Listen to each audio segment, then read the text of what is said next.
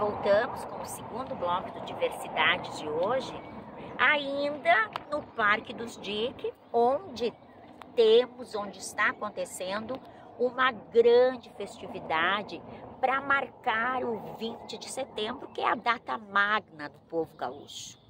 E para falar um pouquinho sobre tradição, sobre essa questão do jovem no CTG, sobre as questões de como o CTG se encaixa nessa sociedade tão tecnológica, trouxemos aqui conosco a Amália Hempel.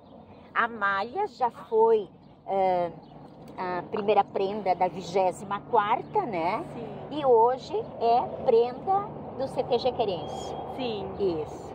As gestões, elas duram um ano, então a gente pega o cargo, fica por um ano representando o CTG, e aí depois que tu já é prenda do teu CTG, tu pode concorrer para ser prenda da região. Daí é um ano de trabalhos no CTG e depois tu concorre para a região, e aí se ganha na região, fica um ano de trabalhos representando a região. E depois ainda pode concorrer ao estado, mas aí é um pouco mais difícil de conquistar este título estadual. E aí, ano passado eu estava como prenda da região, concorri ao estado, mas infelizmente não conquistei o título, mas representei a minha região. E aí este ano eu retorno para ser prenda do meu CTG, daí de novo recomeçam os trabalhos. Isso, e eu quero muito que tu seja prenda estadual. Eu também quero. Aí eu vou te entrevistar de novo para tu nos contar como foi essa jornada, né? Uhum. Amália, nós estamos no amanhã 20 de setembro, é a data magna, né, do povo gaúcho. Mas eu gostaria que tu situasse os nossos seguidores o 20 de setembro na história. Como chegamos ao 20 de setembro, o que ele marca, o que ele traz ao povo gaúcho? Muito bem, então o dia 20 de setembro a gente sempre remete historicamente à Revolução Farroupilha, que foi a tomada que os revolucionários fizeram em Porto Alegre, lá no dia 20 de setembro de 1835. Então a gente sempre passa essa semana lembrando da Revolução Farroupilha, como isso foi importante, mas às vezes acaba sendo esquecido o motivo real por que nós começamos a comemorar o dia 20 de setembro. Porque até o ano de 1947, esta data ela era relembrada por alguns militares, por fazer alguma homenagem ao Bento Gonçalves, mas como uma data de tradição pelo povo, não. Porque a Revolução Farroupilha não foi uma revolução pelo povo, foi uma revolução das elites, dos donos de terras querendo ter que pagar menos impostos e vender o charque, que o Brasil comprasse o charque deles. Não foi uma revolução do povo. Então não seria uma comemoração que o povo teria que fazer, né? Mas no ano de 1947 surge em agosto, no Colégio Júlio de Castilhos, um departamento de tradições gaúchas, junto ao Grêmio Estudantil. Porque antes estava tendo o governo do Getúlio Vargas, que trabalhou muito em prol do nacionalismo, ele queria fazer o Brasil ter uma cultura só.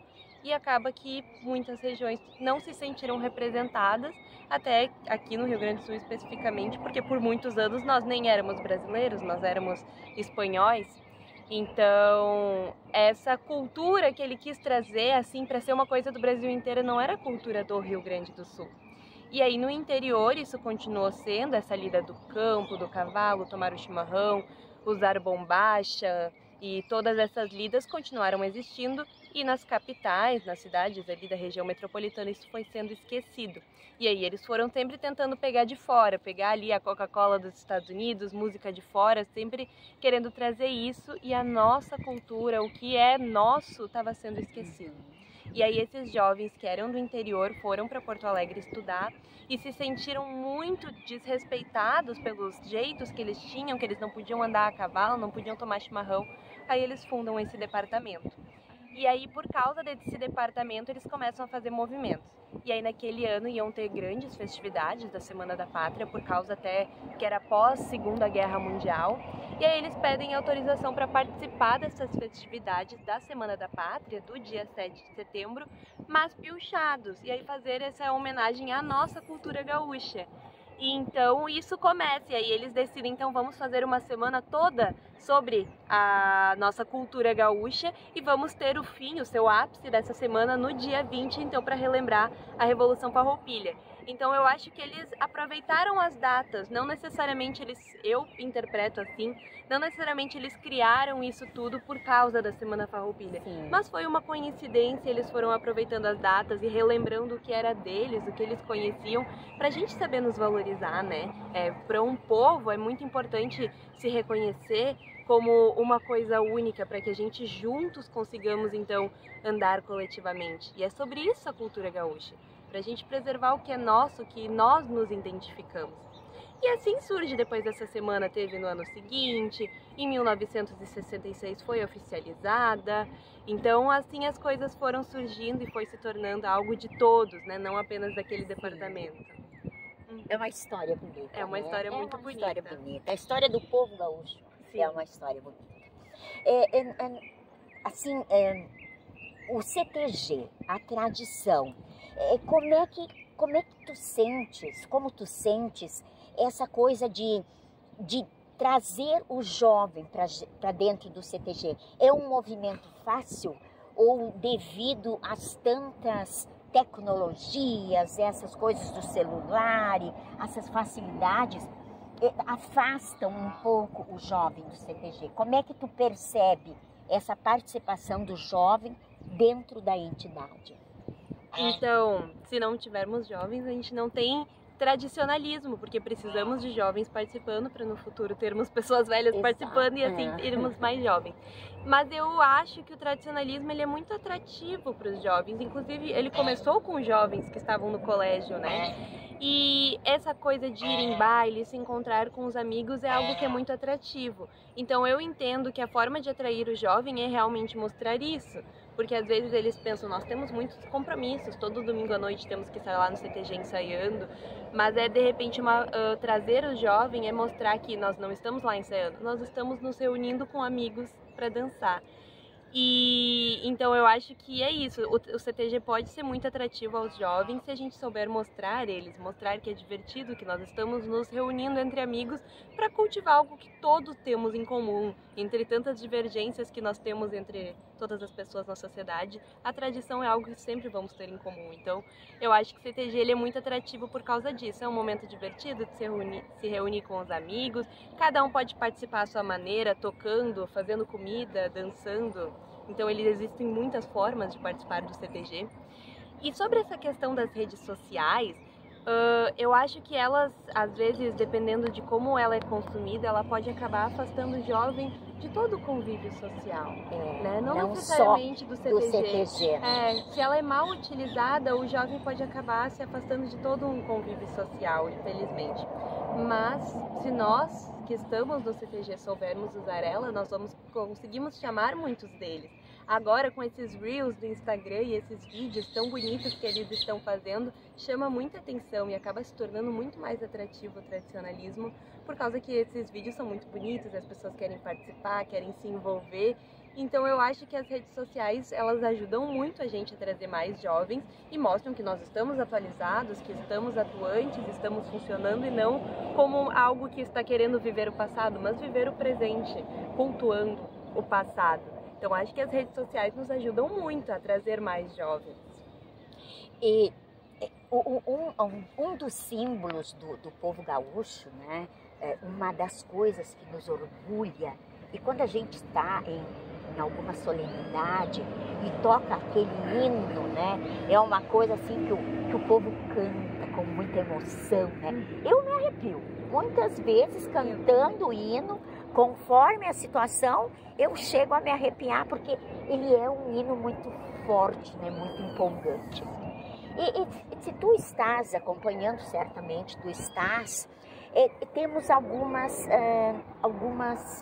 identificações, como a palavra que eu podia dizer, como em relação à letra, né? Em relação à letra. Como tu vês esta questão da letra do hino do Rio Grande? Nós temos o trecho ali, né? Povo que não tem virtude acaba por ser escravo, que é mal interpretado e pode soar como um desconforto para pessoas de afrodescendência, né? Que foram o povo mais escravizado aqui no Brasil. Como eu não sou uma pessoa negra, eu não sei dizer esse desconforto que se sente ao cantar essa letra. Eu entendo que No contexto em que o hino foi criado, que foi lá na Revolução Farroupilha, tinha sim essa questão da escravidão, só que o hino foi criado e a letra veio depois. E a letra ela veio junto do movimento de independência, que estava acontecendo ali ao mesmo tempo do movimento da abolição da escravatura, lá pelos anos de 1880.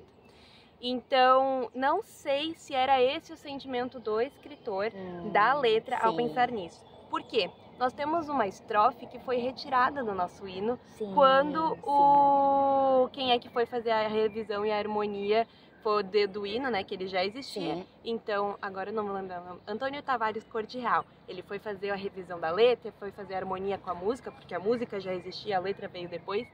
E aí ele acabou retirando essa estrofe. E nessa estrofe diz que para o sombro dos tiranos sejamos gregos na vitória e na guerra troianos, algo assim.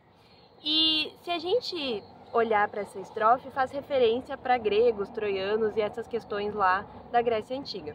O que acaba que ele retirou porque não falava sobre nós, né? Sim, então ele achou que não cabia. Mas eu não sei se foi o que o Francisco Pinto da Fontoura pensou quando ele escreveu a música, mas os escravos lá na Grécia não eram os negros, eram os prisioneiros de guerra, eram pessoas assim que tinham feito coisas erradas e acabavam sendo castigadas dessa maneira. Então não sei se de repente quando ele escreveu não tem virtude, acaba por ser escravo, não seja pensando nessa referência que ele já havia feito antes com essa estrofe que foi retirada.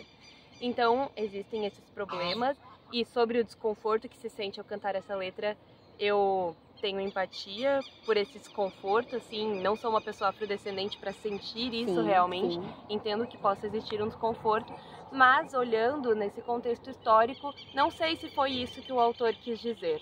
Não sei se ele quis se referir aos escravos negros. Aos escravos daquela época. Eu também não sinto, eu penso também, como tu, eu acredito que não tenha sido esse o sentido que ele quisesse dar, né, a essa frase. Voltamos em seguida para mais um bloco de diversidades com o apoio da Seleto Mercado de Arroio do Meio.